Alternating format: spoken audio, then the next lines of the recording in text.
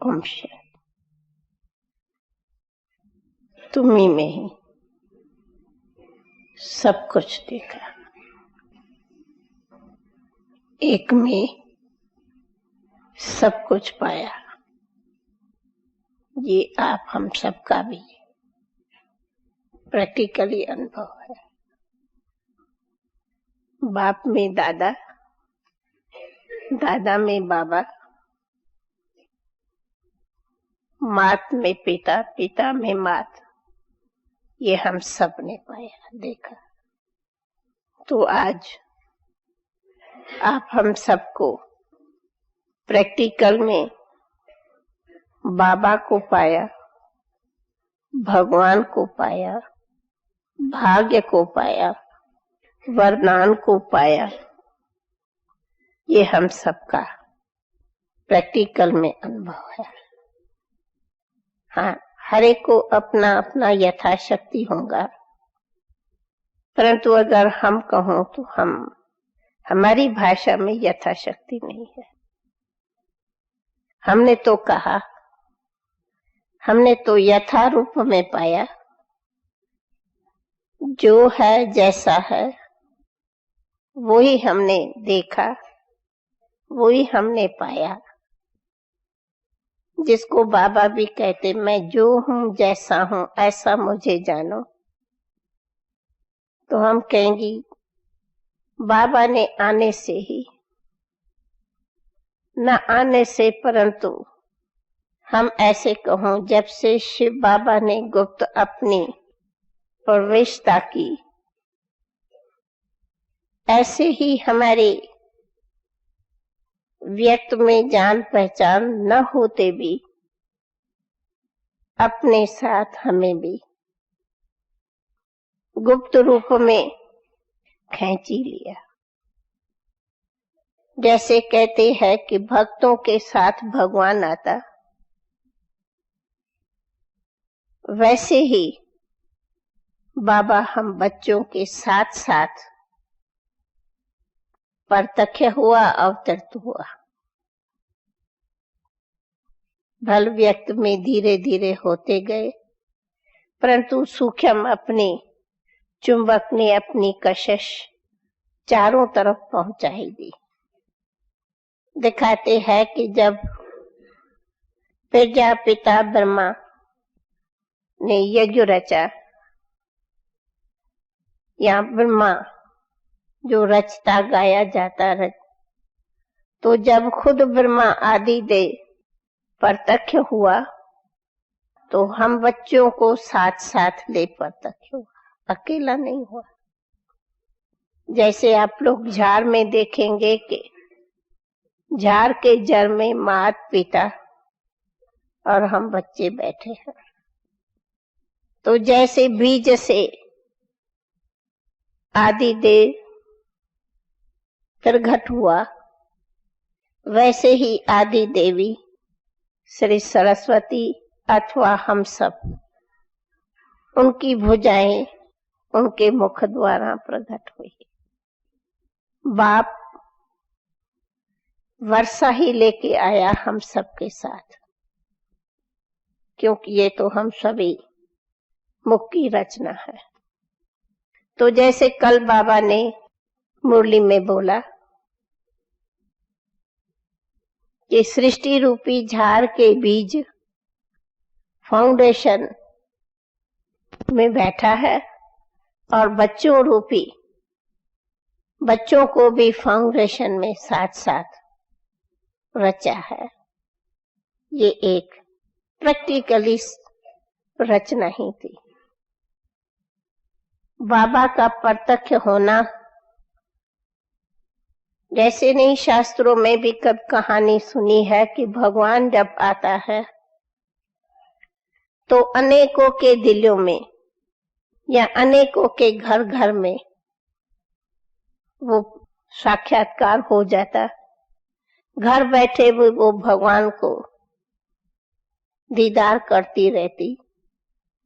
तो सबसे वंडरफुल आदि रचना ऐसी ही हुई कि स्वयं बाप ऊपर से अवतरित हुआ और चारों ही तरफ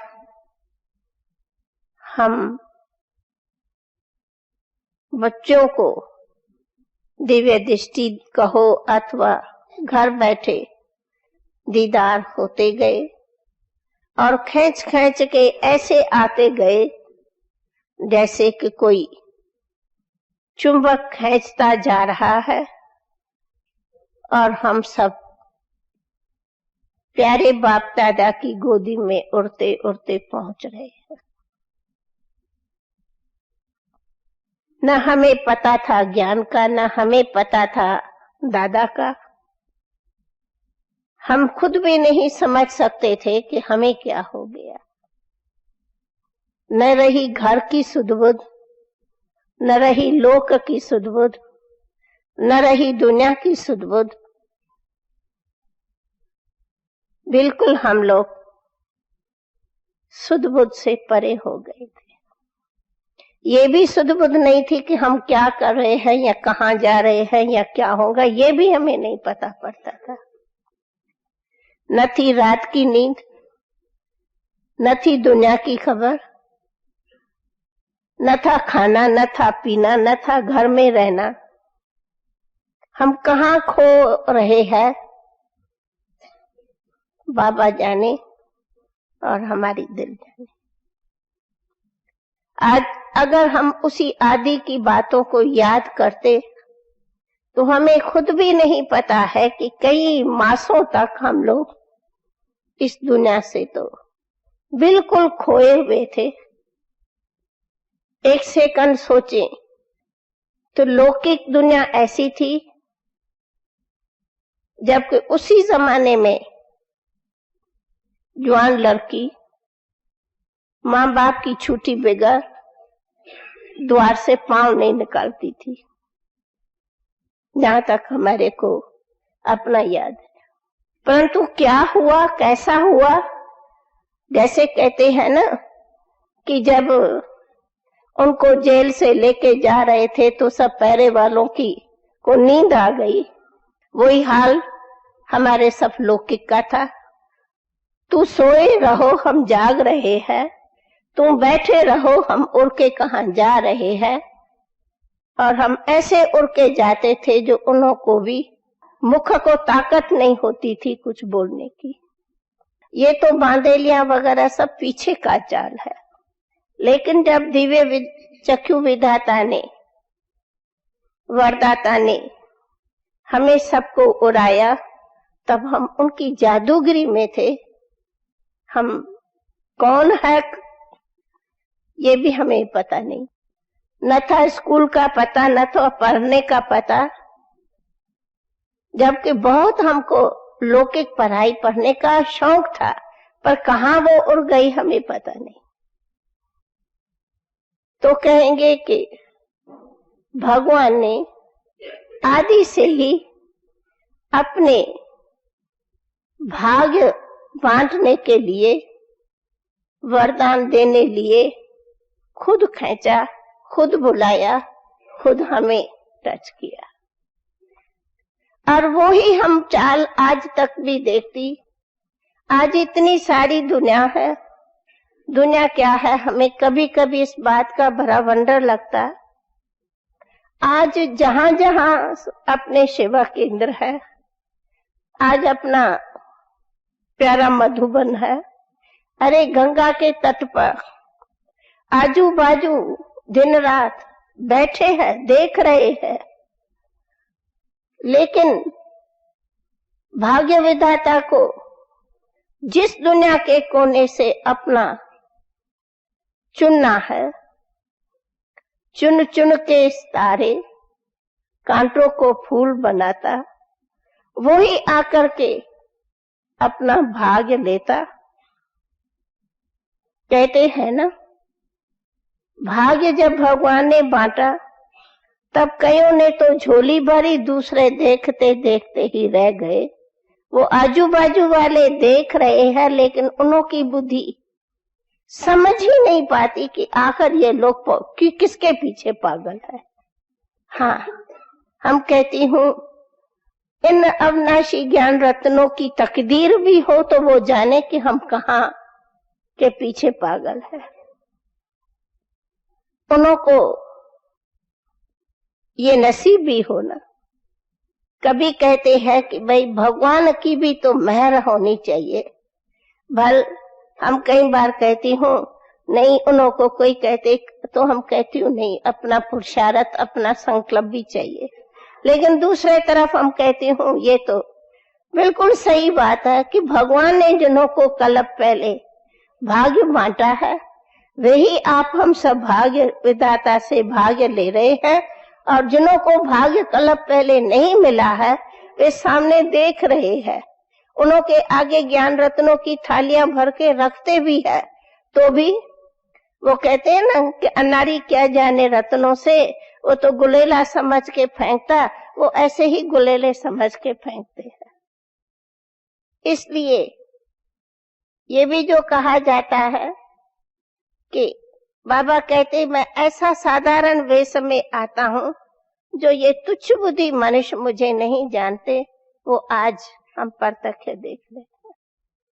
अभी भी दुनिया को पता ही नहीं पड़ता है कि हम सभी का बाप हमें सबको अपने नई दुनिया में ले चलने आया है।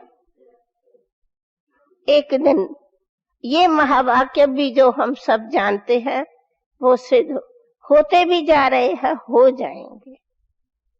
भल कईयों देखते भी है, कईयों को देश विदेश में साक्षात्कार भी हो रहे हैं, लेकिन फिर भी कहा ही है बिरला ही कोई जानता। सो तो सही बात है, बिरला ही कोई लेगा, सब कैसे लेगा, सब लेवे तो भीड़ हो जाए।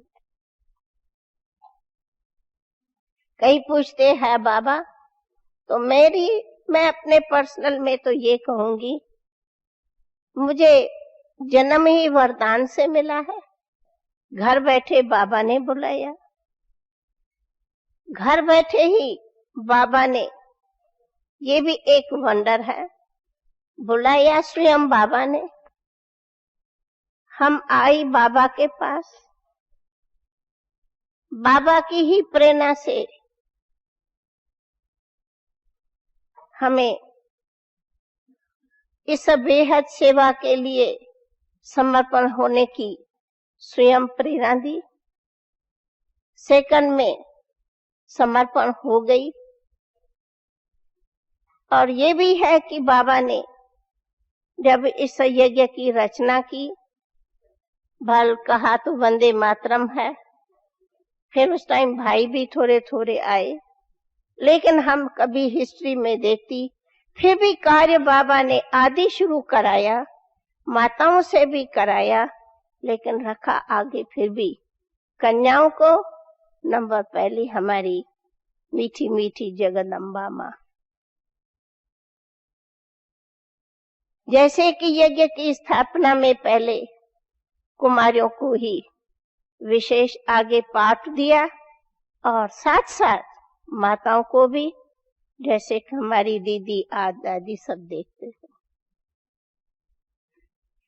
निमित्त कैसे बोर्डिंग चालू की, और बोर्डिंग चालू करके बाबा ने युक्ति से हम सब को एक सेकंड में समर्पण करा दिया। हमें ये नहीं खबर थी कि हम कोई समर्पण होने जा रहे हो, या फिर वो दिन के बाद हमें कोई लौकिक घर में आना ही नहीं है। न तो पता था लौकिक घर, न ये खबर थी कि आना होगा या न आना होगा। दोनों सवालों से हम परे थे, ये क्वेश्चन भी नहीं उठा। आज तो कहना पड़ता फिर तुम्हारा क्या फैसला है, लेकिन बाबा ने ये पूछा ही नहीं कि तुम्हारे जीवन का क्या फैसला है, ये हमसे तो नहीं पूछा। कभी किसी को बोला होगा कि पीतांबरी से शादी करेंगे, लेकिन मुझे तो कभी पूछा भी नहीं। मेरे अनुभव में तो आर्डर था, बेटी तुम तो हो ही श्री कृष्ण की। तो उस टाइम तो श्री कृष्ण या से वो हम कहते थे। मेरे से तो ये नहीं पूछा कि तुम्हारा क्या फैसला है या तू किससे शादी करेंगी, नहीं। बाबा तो सदैव ऐसे जैसे मेरी जन्म पत्री को अच्छी तरह जानता था और कहता था ये तुम्हें करना है, अब ये बोर्डिंग है, तुम्हें आकर के संभालनी है। कोई मुझे अक्ल था क्या संभालने का, या कभी संभाला था? अपनी जीवन, उस टाइम तो स्कूल की लाइफ थी। ये भी नहीं पूछा कि स्कूल पर आगे पढ़ाई करनी है या छोड़नी है। नहीं, छोड़नी है। अच्छा, छोड़ देते। ये भी नहीं कहता कि लौकिक से पूछो, नहीं, हाँ बस तुम्हें ये करना है, हाँ हो जाए। बाबा कहा और हो जाता था। हम भी कैसे कहूं, क्यों पूछे। हमने तो देखा जब भी जो बाबा ने कहा वो हो जाता था। न कभी पूछता था कि ये करेंगी, नहीं।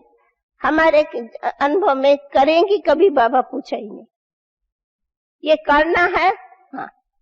हर टाइम हमारे सामने एक ही अनुभव है। बाबा ऑर्डर करता था, बोर्डिंग में आके रहना है, हाँ। ये बोर्डिंग में इतना साल बनाना है, हाँ। हैदराबाद से कराची में आना है, हाँ। हो, बस बाबा कहता था और हो जाता था। अरे बड़ी युक्ति से हमारे को हैदराबाद से कराची में मंगाया। शायद कभी कहानी वो सुनी हो।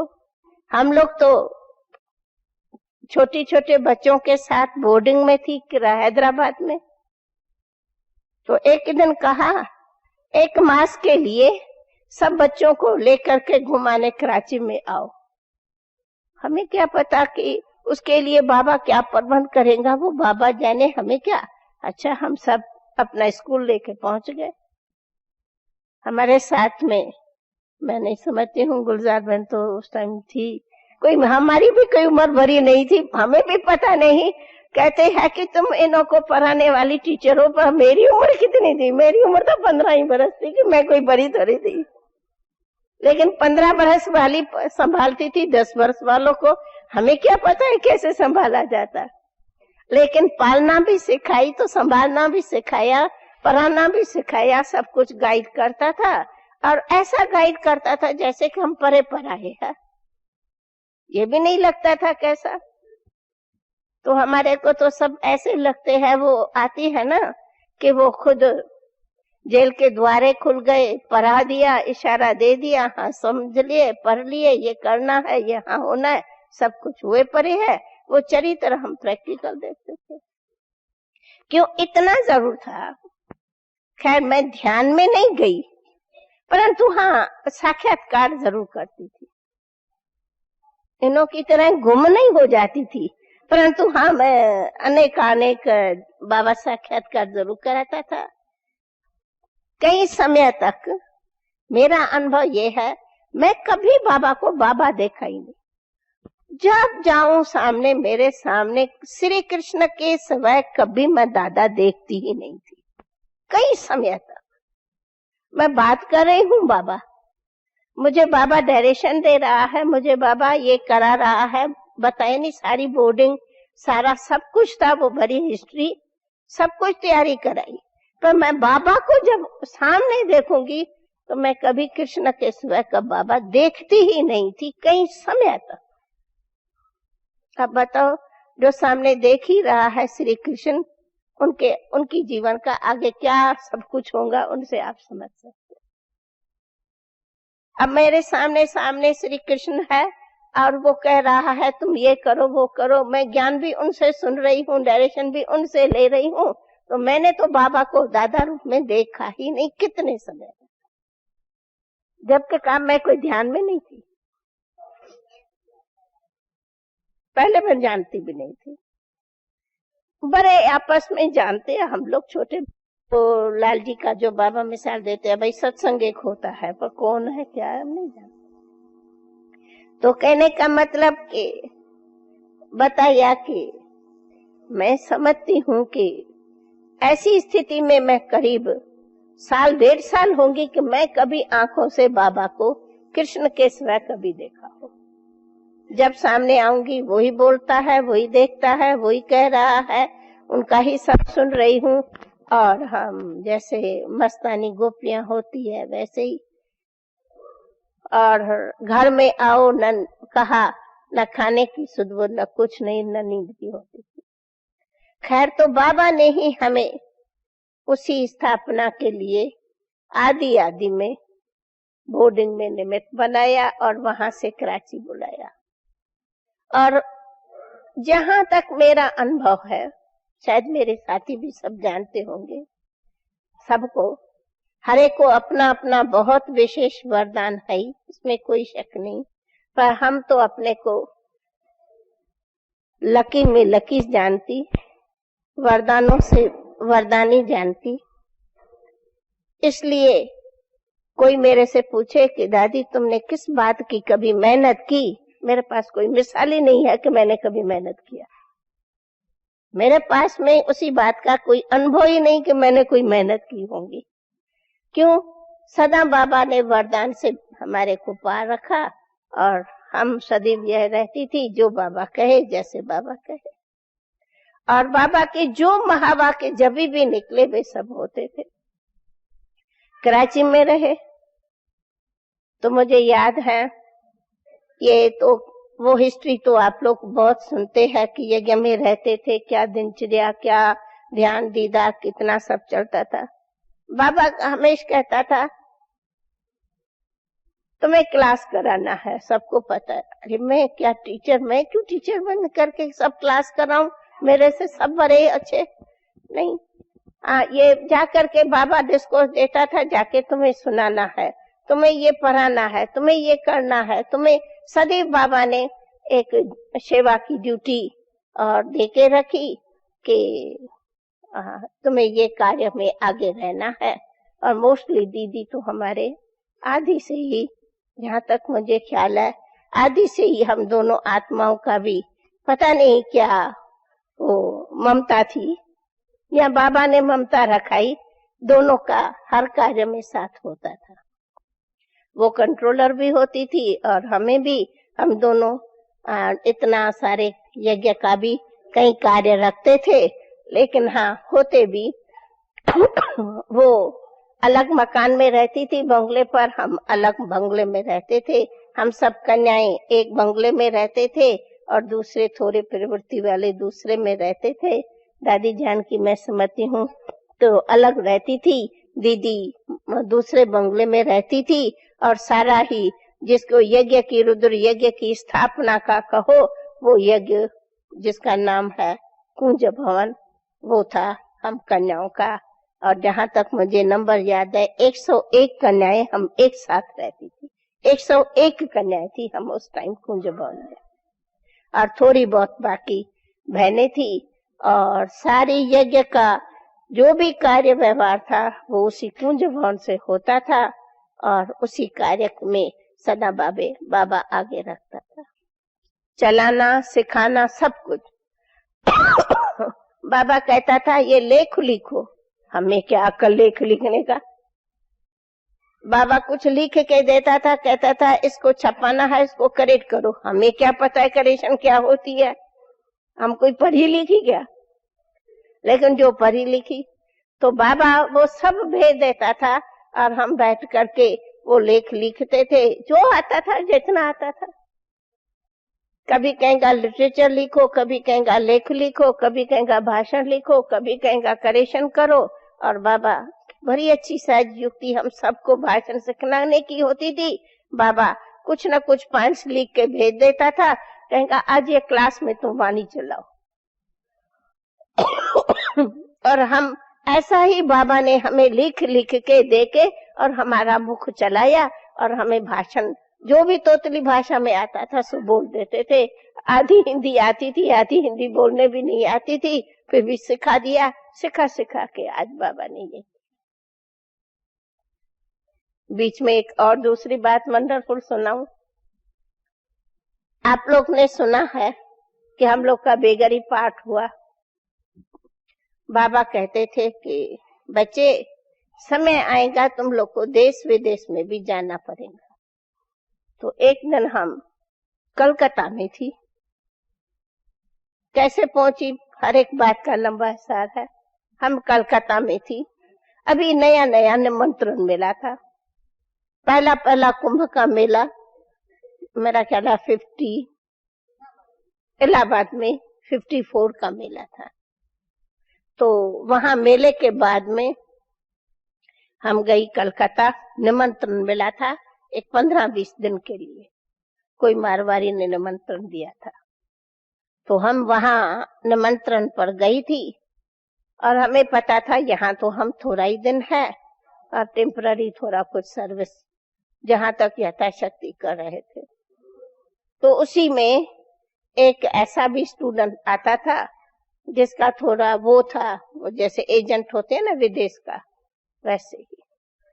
तो बाबा ने अचानक, एक पार्टी थी जिनको निमंत्रण मिला, दीदी, गंगे बहन आदि, उनसे पहले निमंत्रण मिला हरिद्वार में कोई ये स्वामी शिवानंद के तरफ से कोई कॉन्फ्रेंस थी, उसमें निमंत्रण मिला। अच्छा, बाबा ने किसी को कहा निमंत्रण मिले, गए और वहां भाषण दिया।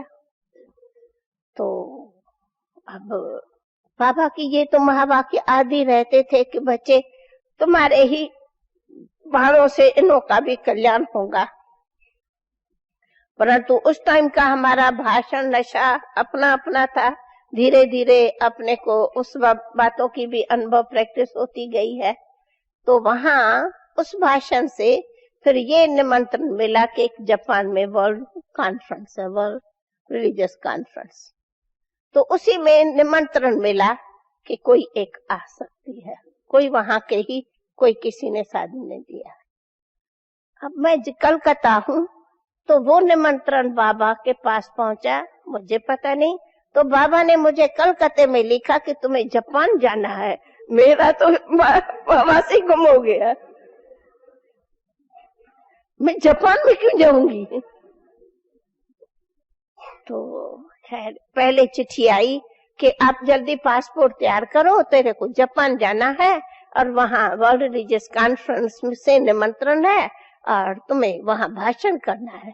अरे मैं कोई इंग्लिश जानती हूँ और जापान में जाए, पहले तो मेरी टांगे ही हिलने लगी सुनते ही।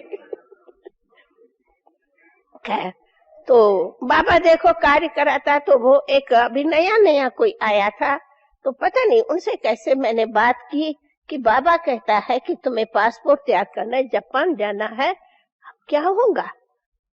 थोड़ी जरूर बाबा कहा, बस इतनी बात ही, पर मेरे दिमाग में तो कुछ आवे नहीं। और कोई दूसरे भी थे नहीं, कोई हमारे साथ में अभी नई नई हम वहां पर गई थी। तो उसने कहा बिल्कुल ठीक है, मेरे को नाम दियो, मैं तुमको तुरंत पासपोर्ट देता हूँ, सब कुछ निकाल के देता हूँ।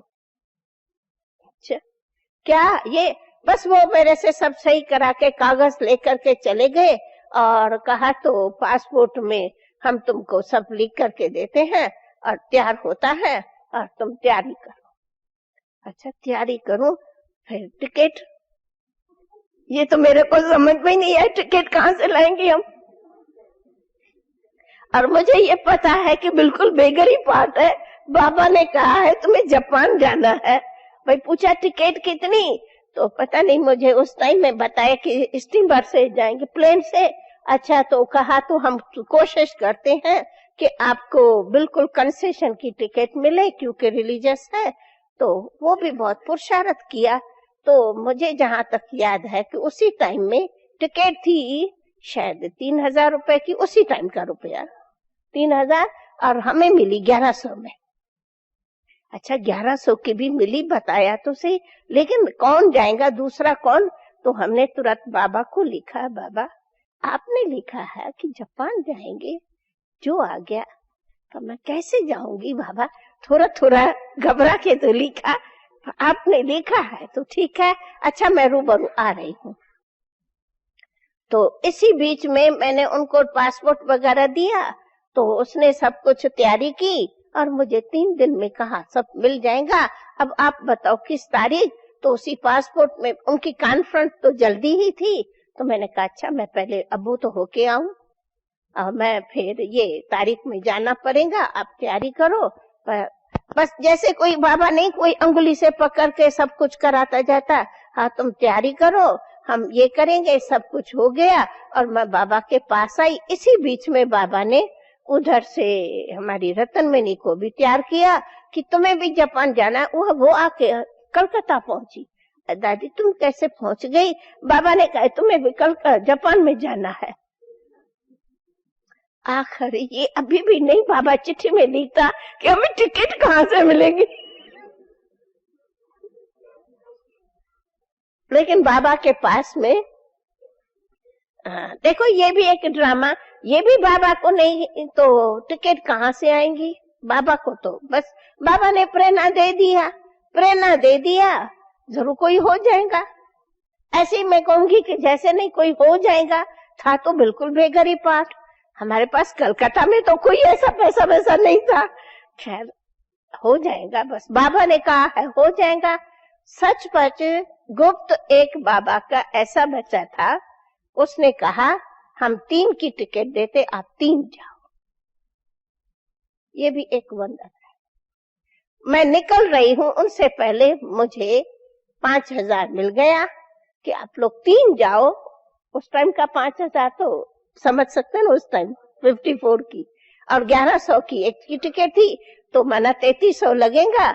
और मुझे याद है कि 200 रुपया कुछ लेते हैं ना वे टिकट के साथ, ऐसे तो अलाउ नहीं वो था। तो हमें 5,000 आके के पहुंच गया। ये आप लोगों 3 जाओ, 3 के टिकट के लिए ये 5,000 है। मैंने कहा वाह बाबा, ये आपका ड्रामा। अब पूछ दिया, खुश हो गए तो खुश, ना हो गए तो क्या हो गए। अब कैसे 5,000 पहुंच गया मैं जानती थी यार। दादी कभी हम खुश होते हैं? हाँ ऐसे देखो सदा ही खुश है ना, बस सदा खुशी ये कि भाई बाबा ने देखो किया, एक्स्ट्रा की बात नहीं, खुश हो गए। माना देखो बाबा की लीला बाबा अपनी कराता, तो बाबा को भी ये पता नहीं था कि इनको टिकट कहाँ से पहुंच रही है। यही पूछो तो बस यहाँ वहां सुन लिया और हमको टिकट मिल गई। उसने भी बाबा को लिखा, मैंने भी बाबा को लिखा कि बाबा मैं आ रही हूँ, टिकट का हो गया है और सब कुछ हो रहा है, मैं आ रही हूँ। तो मैं तो समझा बाबा मुझे 2 दिन तो रहने दिएगा, कम से कम हम जापान जाती हूँ। और मैं आई, दिन को पहुंची तो बाबा ने 4 घंटों में बेटी ये वो, बस बाबा ने जैसे कोई बच्ची को आसमान में उड़ाया जावे, हमको ज्यादा इतना खुशी में उड़ा दिया। हाँ बच्ची ये करना ये करके घंटा भर में सब कुछ डायरेक्शन देके कहता अभी तुम ट्रेन में जाओ। अरे बाबा मैं जापान जाती हूँ, मैं 2 दिन की छुट्टी करके आई हूँ, मेरी टिकट अभी 2-3 दिन के बाद थी। नहीं बच्ची वहाँ वो रतन मिनी भी पहुंच रही है, तैयारी करो, ये करो, सब कुछ लिटरेचर छपाओ। जगदीश को बोला ये करो वो करो, फटाफट सब तारे बारे करके सब तैयार करके, और बाबा ने 2 दिन में उड़ा। मुझे तो मैं सुबह पहुंची हूँ और मुझे शाम को ही रवाना किया, एक रात नहीं रहने दिया। कहने का मतलब ये था कि मैं ये मिसाल बताया कि बाबा ने अब हमको न पढ़ी न लिखी, हाँ थोड़ा बहुत जरा फुर्जा, लेकिन वहां हम पहली बार विदेश में जाते, जैसे ऐसा लगे कोई गांवे वाला कोई शहर में जावे तो नया लगे। हमारे हिसाब से तो हम एक तो बट्ठी की रहे हुए, 14 बरस तो तपस्या कभी बाहर दुनिया भी नहीं देखी। आज दिन तक मुझे याद है मैंने कराची में 14 साल बिताया, पर कराची सिटी क्या होती है मैंने नहीं देखी, शायद इन्होंने देखी, मैंने तो नहीं देखी। हमें तो पता ही नहीं है कराची शहर क्या, हमको तो खबर भी नहीं। आज पूछो कलकत्ता फिर भी बोलूंगी, बॉम्बे फिर भी बोलूंगी, लेकिन कराची में हम जन्म से रहे, शहर क्या था। हम तो 14 बरस तो अपने इस बाउंड्री के अंदर थे, तो कभी तो बाहर गए नहीं। हाँ समुद्र तक देखा, बाकी शहर तो नहीं देखा। तो ऐसे ही अंदर रहने वाले अब जापान पहुंच गई, लेकिन हमको बाबा ने वहां ऐसा चलाया जैसे कि हम जानी पहचानी अनुभवी होकर के यहाँ पहुंची हूँ।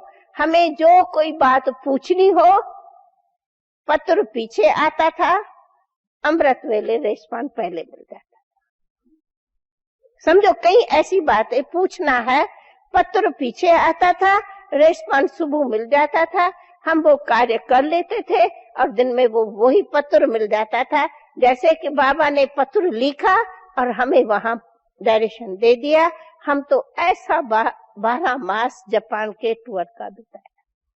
हम 12 मास थी जापान और आगे हांगकांग, इंडोनेशिया वगैरह, ये सभी जगह। और हर जगह ऐसा रेस्पॉन्स मिलता था, हम जहां जाती थी इतना अच्छा उस टाइम, जबकि हमारे में इतना ज्ञान वगैरह सर्विस का अनुभव वगैरह भी नहीं था, लेकिन हम जहां पहुंचते थे वहां हमें इतना अच्छा रिस्पॉन्स मिलता था जो हम खुद गुन गाती थी कि बाबा विदेश में कहाँ पहुंचाया।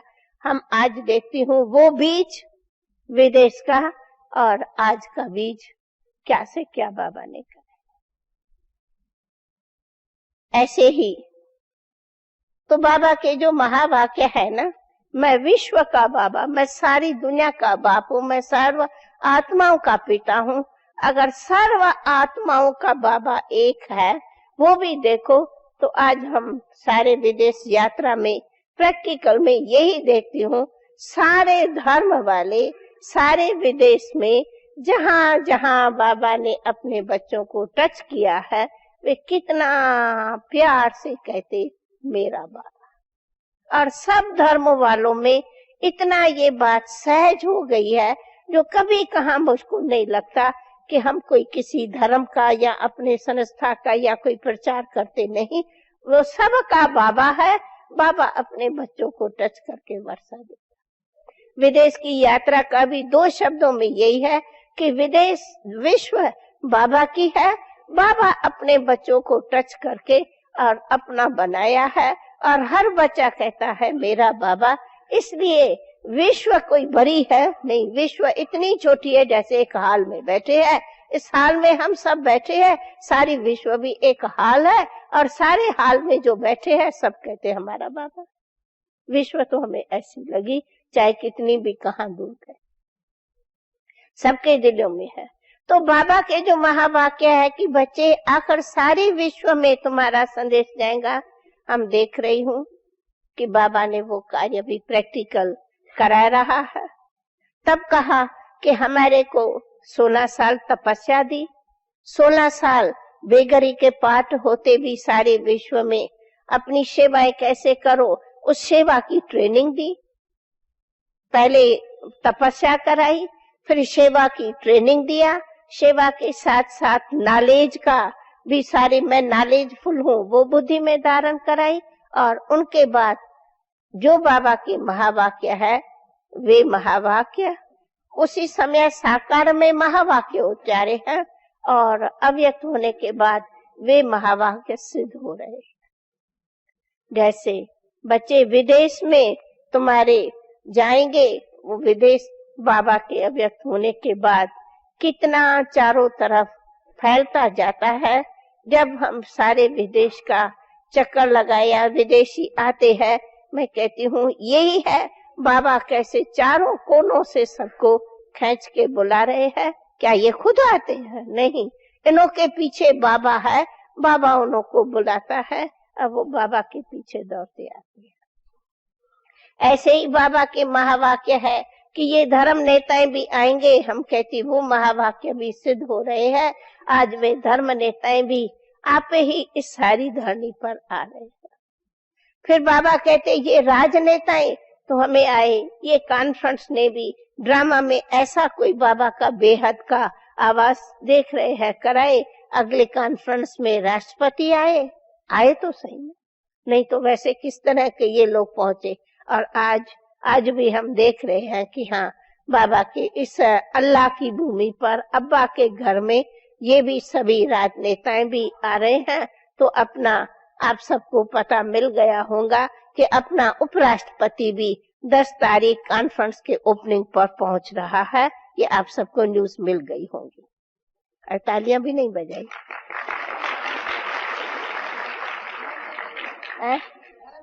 हाँ, और धर्म नेताएं वे खुद निमंत्रण मांग के आ रहे हैं, ये भी वंडर है। प्रेम बहन लिखती है मैं नहीं, वो खुद कहते हैं हमको कॉन्फ्रेंस में आना ही है ना, आपके साथ चलना ही है ना, हमें आप लोग के कार्य को बहुत सारा देख रहे हैं ना। कौन? जिन्होंने बिल्कुल ऐसे एंटी, एकदम ऐसे, वो मंडलेश्वर, वो जो बिल्कुल ऐसे एंटी मंडलेश्वर जिन्हों के अंदर ये ब्रह्मा कुमारियां खाते थे, और आज वो निमंत्रण मांगते हैं हमें तो आपके कॉन्फ्रेंस में आना ही है, जरूर चलना ही है। तो प्रेम बहन कहती है अभी न चल के करके मे में चल, ना ना ना ना, हमें तो कॉन्फ्रेंस में ही चलना है। अबे भाई, उन मंडलेश्वरों को कोई स्टेज देते, कोई चांदी का चौडोल, ना तो चांदी का चौडोल मिले ना तो कोई स्टेज देते। फिर भी देखा, पहले भी आए और अभी ने मांग तो बहुत किया है, फिर भी हम तो थोड़ों को ही छुट्टी दे रहे हैं, जास्ती तो नहीं। वो प्रेम भाई लिखती है, कम से कम दादी एक 25 जितनों की तो हमें छुट्टी दो, हम लेके आऊं। तो हमने सिर्फ 3 की छुट्टी दिया है। तो मैं कहती हूँ वो भी तो ड्रामा के स्टेज पर हम देख रहे हैं ना। बाबा के महावाक्य हम देखते जाते हैं। तो हमारा ये भी है कि बाबा जो कहता है, अबू से लेकर के तुम्हारी, अबू रोड से लेके माउंट अबू तक तुम्हारी क्यों लगेंगी, वो भी आएंगे कि सब बाबा के घर पर यहाँ भीड़ आएंगी और अबू की क्यों होंगी, वो कोई तो और थोड़ी दूर रहेंगी।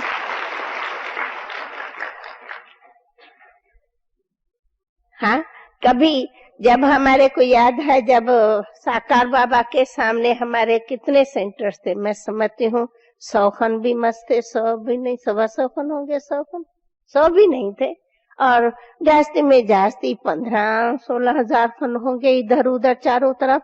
और आज लिस्ट पूछा तो कहते हैं 1.5 लाख से तो ऊपर लिस्ट आ गई है बाबा के बच्चों की। अब बताओ, अगर हम छुट्टी ही देवे 1.5 लाखों की, हाँ आओ बाबा से मिलने, तो बिठाए कहाँ, रखे कहाँ, न बिठाने न रखने की, पहले तो बाबा लाइन में ही कितना मिलेगा। तो कहते हैं ये हाल भी छोटा हो जाएगा। मैंने कहा हाँ कोई बात नहीं, छोटा होगा तो पहाड़ तोड़ते जाएंगे, कोई बड़ी बात है कि। खैर, तो कहने का मतलब बाबा वरदाता अपने वरदानों द्वारा ही कार्य कराते। फिर भी कोई पूछते हम कैसे माने भगवान का कार्य है, हम कहते हैं आंख खोलो तो देखो कि भगवान का कार्य है। आंख बंद से कौन देखेगा कि भगवान का कार्य है।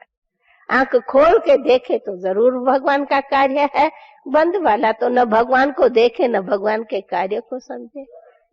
इसलिए अपने बाबा मुरलीधर बाबा अपने मधुर बोलों द्वारा हमें सजाता भी है, कितनी हमारी वरदान देते हैं।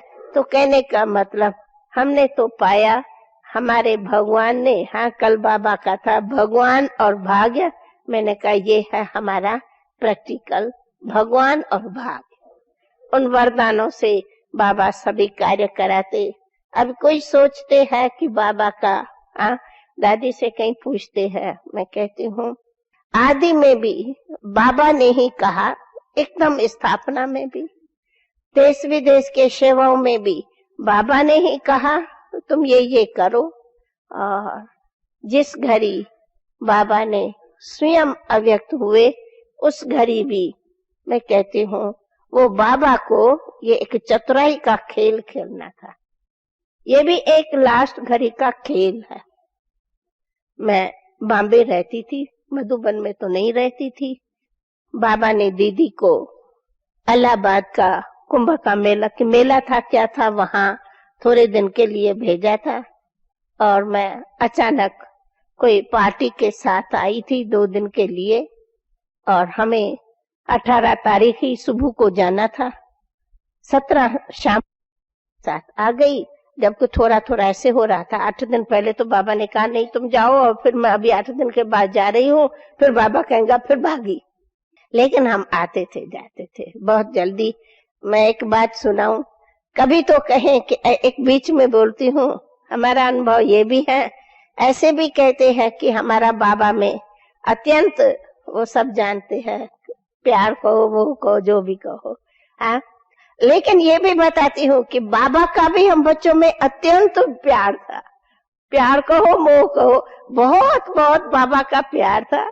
हम आपको क्या बताऊं, अगर एक दिन पोस्ट नहीं आएंगी, कहेंगे क्यों बेटी फुर्सत नहीं थी क्या कि बाबा को पत्र नहीं लिखा। मैं समझती हूँ वो दिन नहीं, संडे को छोड़, संडे भी 7 ही दिन हम पत्र लिखती थी। एक दिन अगर पोस्ट नहीं लिखेंगी तो बाबा की टेलीग्राम आ जाएंगे, क्यों बेटी क्या हुआ, आज पोस्ट क्यों नहीं आई। बाबा कोई खास सर्विस नहीं थी तो नहीं लिखा, एकदम पक्का करा दिया कि पोस्ट जरूर लिखना है।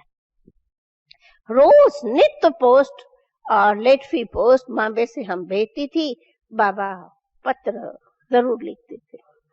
और अगर हम एक मास के अंदर नहीं आती थी, बाबा खुद कहता था, क्यों बची, कहाँ बिजी हो तुम, बहुत दिन हुआ है आई नहीं हो। बाबा ऐसे कोई पार्टी हो तो मैं आऊं ना, ऐसे एक मास पहले होके गई हूँ, कोई घड़ी घड़ी कैसे आऊं। लेकिन मुझे याद है एक मास पड़ेगा बाबा खुद बुलाएगा कि आओ, नहीं तो सबको सब नहीं। तो हम देखती थी कोई ना कोई ऐसे कारण से हम 3 हफ्ते 4 सप्ताह में मास में एक बार जरूर आ जाती थी और हम बाबा से मिल करके उड़ के आती थी। 1 दिन 2 दिन रह के और मिल करके चली जाती थी। हर मास में मैं बाबा के पास बॉम्बे से आती थी, फोन भी चलता था। तो क्या हुआ कि क्या बोल रहे थे, तो हम इधर में आई तो मुझे बाबा ने कहा कि बेटी तुम रह जाओ, बेटी कोई वैसे कोई जरूरी काम तो नहीं। मैंने कहा नहीं। कहा बच्ची रह जाओ। हाँ मैं रह जाती हूँ। अरे मुझे और क्या चाहिए, रह जाओ और क्या चाहिए। तो क्या था कि मुझे ये जो यहाँ मधुबन में इशू वगैरह सखियां थी, वो कहती थी दीदी भी नहीं है, दादी तुम यहाँ रह जाओ। थोड़ी बाबा की वो तबीयत थोड़ी ढीली थी। तो मैं कहा मैं रह जाती हूँ। मुझे मेरा अंदर तो मन था ही मैं रहूं, पर मैं कैसे कहूँ, बाबा ने खुद ही कह दिया और मैं रह गई। ये 17 तारीख की बात है। और मैं आई भी थी खास इसीलिए कि एक तो पार्टी थी, दूसरा ये जो है ना म्यूजियम, वो हमें अहमदाबाद में उसी दिन लेना था, मकान का फैसला था। तो मुझे बाबा से आकर के फाइनल करना था कि बाबा ये मकान इतने में मिल रहा है। तो मैं आई और आकर के बाबा को कहा कि बाबा ये मकान इतने में मिल रहा है और इसका इतने से फैसला मालिक मकान से अहमदाबाद में कर रहे हैं। तो अब मैं फाइनल, ऐसी बात प्रेरणा हो तो फिर हम रमेश को कहें कि वो तुरंत अहमदाबाद आकर के फैसला करें। तो बाबा ने कहा हाँ बच्ची ठीक है। तो आप लोग को ये पता हो कि ये म्यूजियम का मकान बाबा के स्वयं साकार में पास किया हुआ, बाबा की प्रेरणा से स्पेशल म्यूजियम के लिए ही लिया हुआ है। और ये बाबा ने अपने प्रेरणा से म्यूजियम के प्रति ही मकान को कहा था कि लियो। इसलिए ये अबू का म्यूजियम वो सिकीलदा सर्विसबल म्यूजियम है, जो आदि से अब तक भी बहुत सर्विस देता। नॉन सीजन में भी मैं नहीं समझती हूँ 300-400 से कम आते, जबकि सीजन में तो 1000-1,500 जरूर आते हैं। ये वो म्यूजियम है, सब देख के खुश होते हैं, क्योंकि ये म्यूजियम बाप दादा की प्रेरणा से ही मकान लिया हुआ है। तो हमने शाम को रमेश को कहा बॉम्बे में कि आप आके अहमदाबाद में, और भले हसमुख था भाई, गुलाम माता थी, हमने कहा मकान ले लो और मैं नहीं आ रही हूँ और आप मकान का फैसला करके और अब्बू आ जाओ। ठीक, हमने रात को फोन किया शाम को और वो रात को निकला और 18 तारीख दिन को 4 बजे हमें फोन आया कि मकान का फैसला हो गया, हम सब एग्रीमेंट करके और हम 7 बजे आगरा लोकल से निकल रहे हैं। ये 18 तारीख की बात है। तो क्या हुआ कि 18 तारीख सुबह को मुझे थोड़ा तो पता था बाबा की थोड़ी तबीयत ढीली थी। तो हमने कहा बाबा आजा, क्लास में नहीं चले। और हम जाती हूँ, हमारे को ये मुरली की जो पाइंस थी ना, वो बाबा अपने फलाने टाइम बात की है ना, वो क्लास में सुनी नहीं है, मैं जाके सुनाती हूँ, आप बाबा क्लास में नहीं चले। तो बाबा ऐसा कभी होता ही नहीं था कि बाबा क्लास में न चले, कभी नहीं। परंतु हमने कहा बाबा आज करके थोड़ा रेस्ट करो। और अंदरूनी हमारा मन था मैं डॉक्टर को बुलाऊं, मैं अपनी बात सुनाऊं। तो मैं धीरे से कहा, मैंने कहा बाबा तो डॉक्टर को करके एक चक्कर लगा के जाएगा। नहीं नहीं नहीं नहीं, डॉक्टर को नहीं बुलाना है, मैं बिल्कुल ठीक हूँ, मैं बिल्कुल ओके हूँ। बाबा डॉक्टर देख के जाएगा तो क्या होगा, ना ना ना ना ना ना। तो एक बाबा नहीं बुलाने दिया, ठीक है नहीं अब बाबा की प्रेरणा नहीं, हम तो बुला नहीं सकते। तो ये एक हम देखा सुबह सवेल से बाबा, जैसे कहा जाता ना, ये भी एक बाबा सैंपल हमें हमेशा दिखाता। ये तो लास्ट का मिसाल पर कई बार का कि बाबा अपने साइलेंस के योग बल के शक्ति से इस प्रकृति को भी वश रखता। दवा ये वो बिल्कुल नहीं। बाबा कहता, बाबा एक हमारे सामने प्रैक्टिकल में उदाहरण रखता था, जितना अपना योग बल दवा है उतना ये दवाएं कोई दवा है। बाबा साइलेंस में बैठा रहा और हम क्लास करके आए, और डॉक्टर की तो बाबा ने अलाउ भी नहीं किया। बिल्कुल मैं आई, बाबा साइलेंस में ऐसा बैठा था जैसे कोई लाल लाल होके कोई बैठा है। फिर हम आई, थोड़े टाइम के बाद में बाबा उठे किए, मतलब डॉक्टर को नहीं दिया, थोड़ी हुई। लेकिन फिर बाबा कहे, अच्छा बच्ची चलो चक्कर लगावे। आया, पोस्ट लिखी। बाबा हमेशा 9 से 10 बजे पोस्ट लिखे। बाबा ने जनों के पत्र थे, पत्र लिखे। पत्रों के बाद बाबा बहुत करके मकान कुछ न कुछ बनता ही था, वहां चक्कर लगा है। भंडारे वहां बाबा उंगली पकड़ के सारा राउंड लगाते, सब जगह राउंड वगैरह लगाया। अपना सब जो कार्य बाबा का है वो सब सारे दिन में वो सब ज्यों जैसी रहता था वो सब किया। पत्र लिखा, पत्र सुना, पोस्ट लिखी, कोई आए, कोई से पर्सनल बात करना, पार्टी, ये सब कुछ हुए।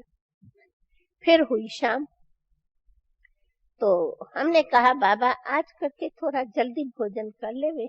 दिन को भी थोड़ा हल्का खाया था, बाबा का तो बहुत सिंपल होता था। कहा अच्छा बच्ची, तो हमने कहा थोड़ा बाबा, तो मैंने कहा बाबा आज रात को भी और आप रेस्ट करें, क्लास तो अपना ही है, क्यों 18 जनवरी में तो इधर कोई विशेष पार्टी तो होती नहीं थी।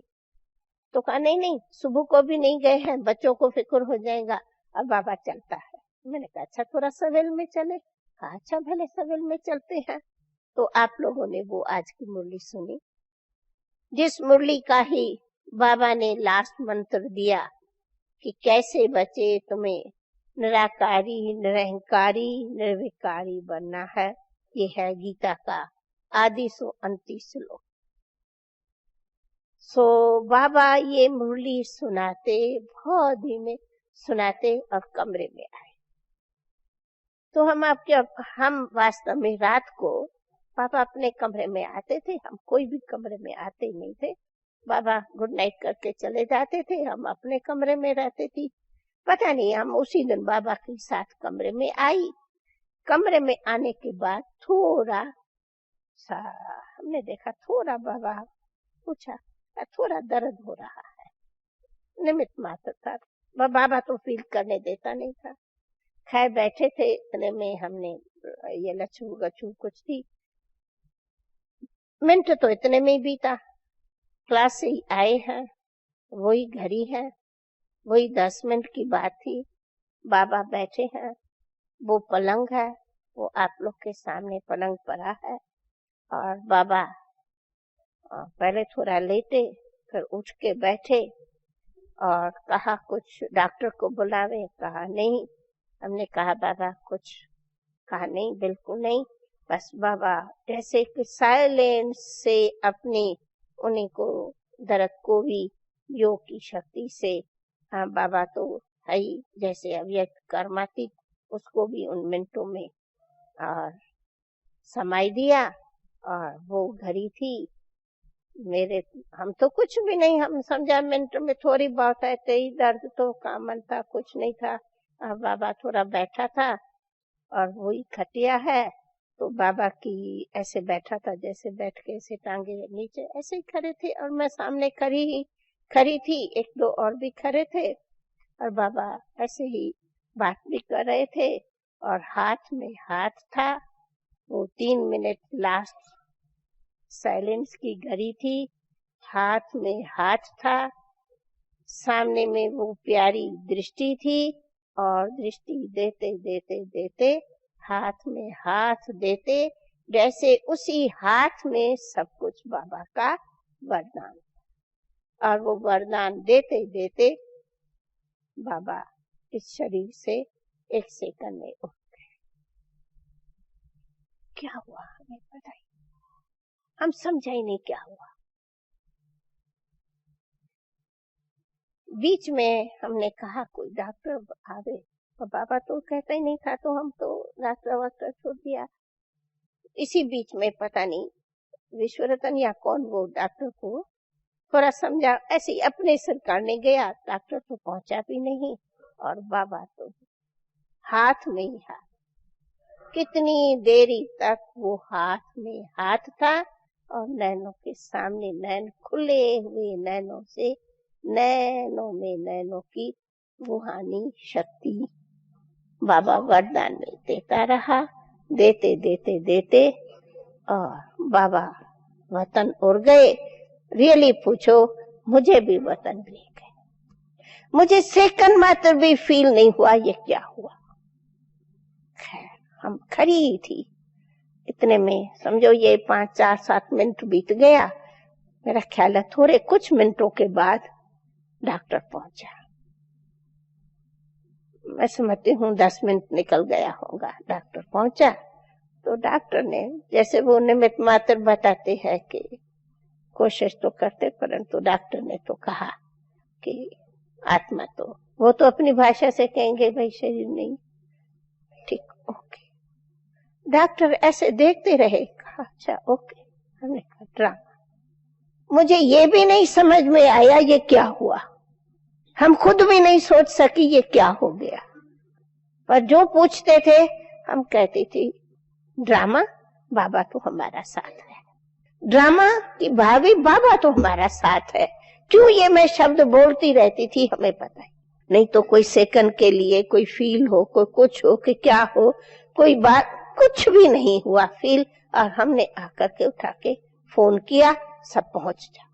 ये पूछ रहे, मैंने कहा आओ आप सब पहुंच जाओ, आ जावे। हमने कहा कोई तब तक संदेश ही नहीं। अच्छा हमने कहा और तब तक हम कुछ भी नहीं करेंगे, आप सब पहुंच जाओ। तो हमने चारों तरफ फोन कराया। इधर दीदी तो पता नहीं कहाँ इलाहाबाद के मेले में मैदान में थी, कैसे कैसे करके उनको संदेश पहुंचाया, ये गुप्ता भाई या किन्होंने पहुंचाया, किस तरह से।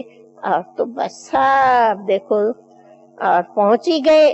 और पहुंचते पहुंचते 2 दिन कैसे बीता वो तो देख लिया। और रमेश भाई वो सब करके रात को निकले, उनको तो यहाँ बस स्टैंड पर खबर पड़ी, और क्योंकि वो तो रात को निकल ही गए थे मकान का करके, मकान का वही दिन था।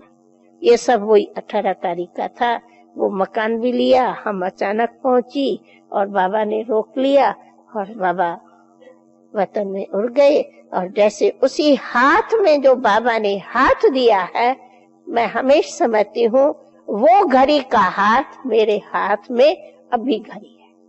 अभी भी मैं सदैव देखती हूँ वो हाथ मेरे हाथ में है, वो हाथ मेरे सिर पर है, और बाबा हमें चलाता है। न हमारे से बाबा दूर है, न मैंने कभी ऐसे समझा है कि बाबा ऊपर है हम नीचे हैं। हम समझती हूँ बाबा ने जो वरदान दिया, हाथ दिया, साथ दिया, खुद बैठा है, खुद चला रहा है, और हम तो उनकी डोरी में घूमती चल रही हूँ। न मैं दादी हूँ, न मैं चल रही हूँ, बाबा है, बाबा चलता है, बाबा चलाता है। ये है हमारा वरदानक का प्रैक्टिकली का। ओम शांति।